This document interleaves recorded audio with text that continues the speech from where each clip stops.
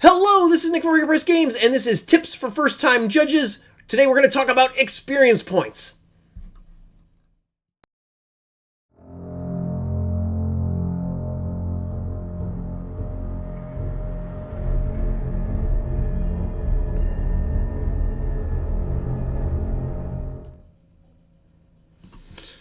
Alright, before we get into talking about experience points, first and foremost, if you like this video, please like and subscribe. You can additionally support Breaker Press Games by making a purchase through the Breaker Press web store, the Goodman Games web store, the Exalted Funeral web store, also DriveThru RPG and itch.io. Both have Breaker Press related PDFs, as does Goodman Games. Currently, the exciting thing that you can get through the web store, the Breaker Press web store specifically, is the Protectorate of Genulane.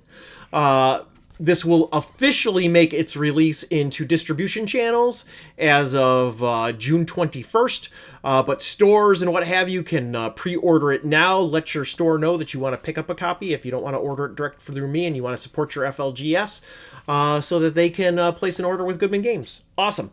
The best way that you can support Goodman Games, the best way that you can support Breaker Press Games, me, is to become a member of my Patreon page. And why do you want to become a member of my Patreon? Well, I offer up a lot of cool stuff, and I just dropped some of it on the floor. All right, so what do you get if you become a member of the Breaker Press Patreon? Well, I send something out every month. And if you become a member at $5 and above, you get access to the physical copies that get sent out. So, for example, the last few months have included a class guide for the Missileer, an expert at shooting arrows and daggers and such. There was the Elementalist, which is a specialist of elemental spells. And then this month's reward is the Guardian, who can utilize their level as an AC bonus to somebody that they choose to guard, but it's not without risks.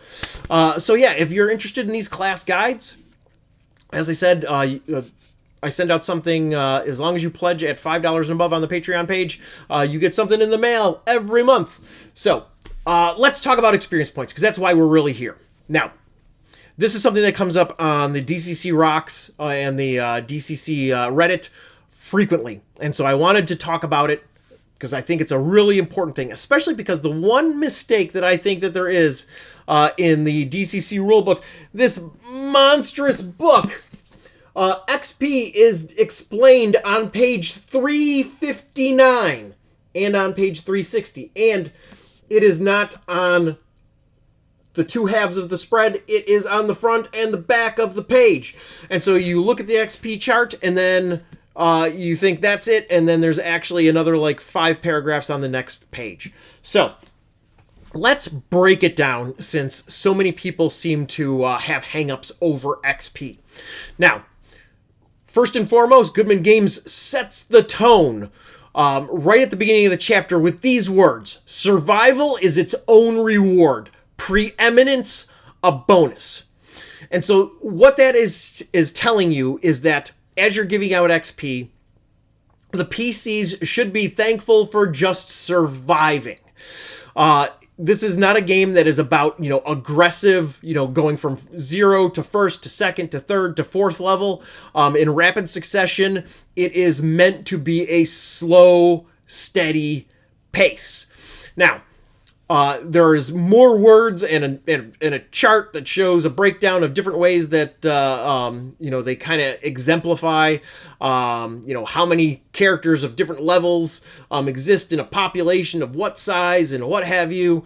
Yeah, it's a very DCC thing, very old school. I'm not going to break that down. We're just going to talk about the actual allocation of XP for you today. But, so, with that undertone of how XP is awarded, adventurers practice their profession by challenging themselves in dangerous situations, usually but not always combat.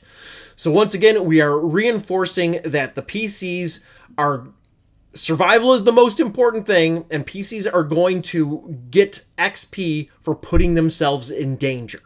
So your job as the judge is to award the PCs as they complete encounters. most level appropriate encounters should be worth 2 XP. Now I'm going to break down the chart, and the chart only has 5 designations, but it is very important to understand. So first and foremost, an encounter that is worth 0 XP is one that is very easy and no damage or resources were expended. An easy encounter is worth 1 XP, and that involves some damage or resources used. A typical encounter is worth 2 XP, and that is there was some damage and resources used, but there were no fatalities and no significant losses. What is a significant loss? Well, that's going to make more sense when we look at number 3, which is a difficult encounter. A difficult encounter is significant damage, permanent consequences, or a fatality. So what is permanent consequences? Well, think of it as if a PC, puts their hand in the magic jar and they lose a point of personality for stealing from the magic cookie jar. That is a permanent consequence, and so that encounter would be worth 3 XP. So, then finally, the final designation is extremely difficult, which is worth 4 XP, and that's multiple fatalities, significant damages, and possibly forced retreat. So, this is very integral. How many experience points is that worth? I don't know.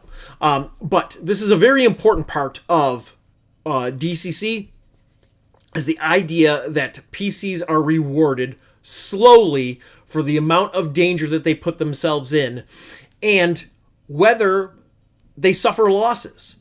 The more fatalities, the more XP. It's pretty straightforward. Now, that doesn't mean that there are not rewards for other circumstances.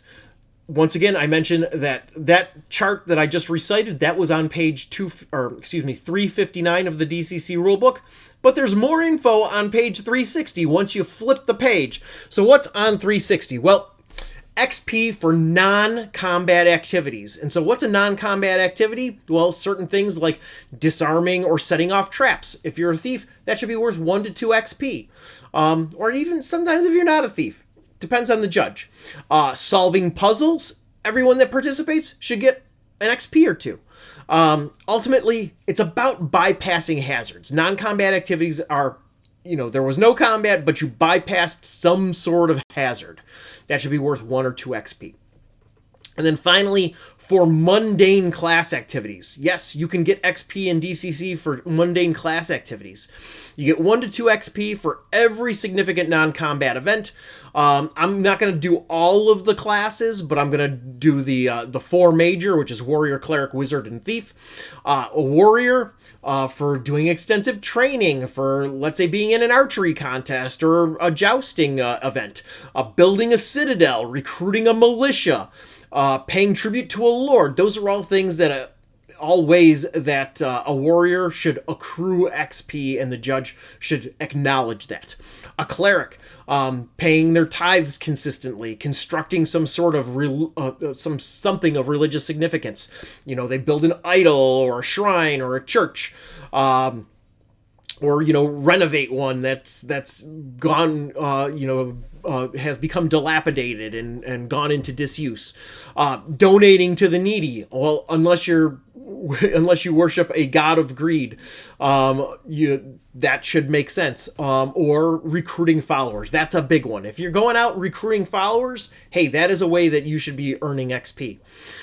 Wizards.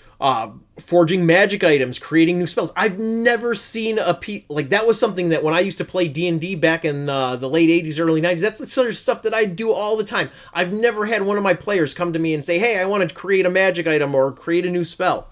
Building a wizard's tower or a golem. Those are all ways that wizards can earn non-combat XP. And then thieves, paying for information, spending on drinks at the bar, getting involved in extensive gambling in order to make contacts, acquiring blackmail material, or building traps. Now, one of the things that you will notice about all of these things is actually the way they are engaged with in the world and in DCC, there is some sort of risk or the expenditure of resources. And when you look at the combat activities, what are you being rewarded for? Risk and expenditure of resources. So keep those things in mind as your judge's wheels get turning, as you become a more experienced judge, ways that you might expand how you give out XP. So the number one thing that you will notice about this is there is no mention of milestone XP, milestone leveling.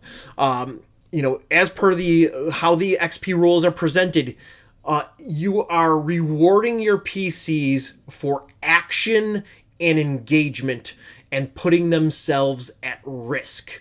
So, all those things being said, once again, once it becomes your table and your rules, as soon as this book hits the table, it is no longer the rules. You are the arbiter of the rules. So if you want to do milestones or something else and you don't want to go raw, that's fine. But just know these are the rules as written as far as XP goes. So that being said, I am Nick from Breaker Press Games. Before I go, I do want to tell you about one other thing. I am going to a bunch of different events coming up. I am going to be at GaryCon next weekend. I am going to be at HoosierCon the weekend after that in Indianapolis. I am going to be at the store The Sanctum in Racine, Wisconsin 2 weeks after that. And then I'm going to be at DaveCon up in Bloomington, Minnesota at the end of April. If you are in any of these places in the Midwest and you want to come and say hello and experience, I'm going to be running Tragedy at Woodwitch Rise, as well as, depending on the event, some of the other adventures that I've written. It's a way that you can come and interact with me, and I would love to meet you. So all that being said, thank you for supporting indie games and indie game designers. Thank you for taking the time to watch this video. Like and subscribe. I will talk to you all soon.